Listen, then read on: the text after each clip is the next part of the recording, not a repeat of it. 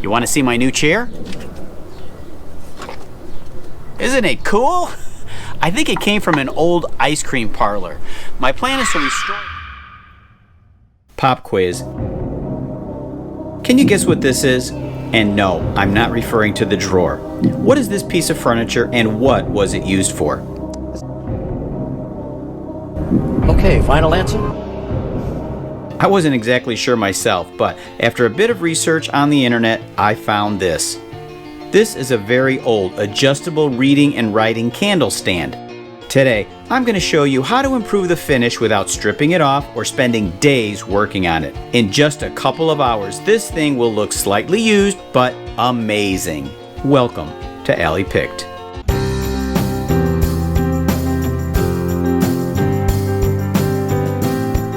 When I'm restoring projects like this, I like to call them in need of a loving restoration. It's a restoration where the wood finish gets cleaned and minor scratches are removed. I'll then apply some stain to blend and hide nicks and scrapes in the finish. Finally, a protective finish will be added which also hides many of the remaining surface scratches. I don't know, it sounds like a lot of work. All of the hardware is going to need to be removed. Next, you're going to need some steel wool. There are 7 grades of steel wool. Just like sandpaper, there's different levels of coarseness used for specific purposes. I chose 0, which is smack in the middle between coarsest and finest. I want to be able to remove dirt, grime, and minor scratches. I'm squirting paint thinner onto the steel wool. You can also pour thinner directly onto the wood surface. I'm applying pressure as I move the steel wool back and forth in the direction of the grain. Start with lighter pressure and then increase as necessary until you start to see a clean surface. If I chose the coarsest steel wool, I'd end up introducing my own scratches into the furniture. If I chose the finest, I wouldn't be able to remove enough material. While the surface is still wet, wipe it off with a clean rag.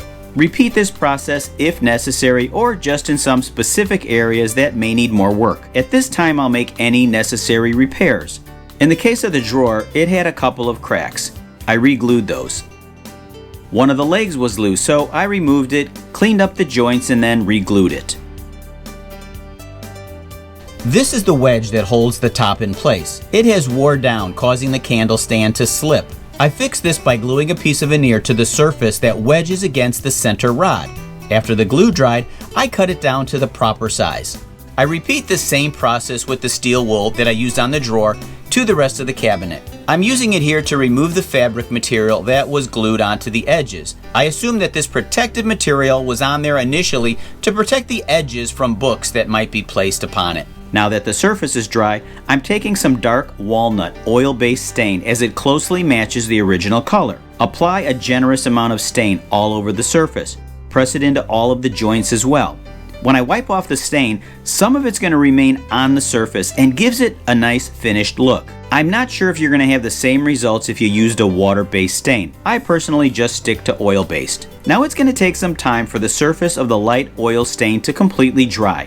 It might be a day or 2, maybe even 3, but when it is completely dry, then I can apply a nice finish. For the finish on the candle stand, I applied 1 coat of this Minwax fast drying polyurethane. It's a warm semi-gloss. I'm not sure what warm means, but it looks really good. Now the technique that I'm showing you with the steel wool, paint thinner, and polyurethane is also great for kitchen cabinet doors. I made a video about this some years back where I restored a lot of my beat up wood kitchen cabinet doors. They came out really good, and I'll have a link to that video up here and in the video description. I've also used this same technique at my church some years ago. I cleaned and applied a new coat of polyurethane on all of the 36 pews, and they came out great.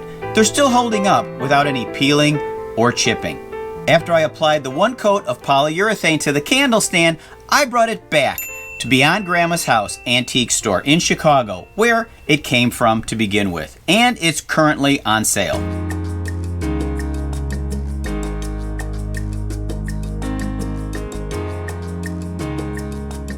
I'm Tom, this is Allie Picked, and thanks for watching.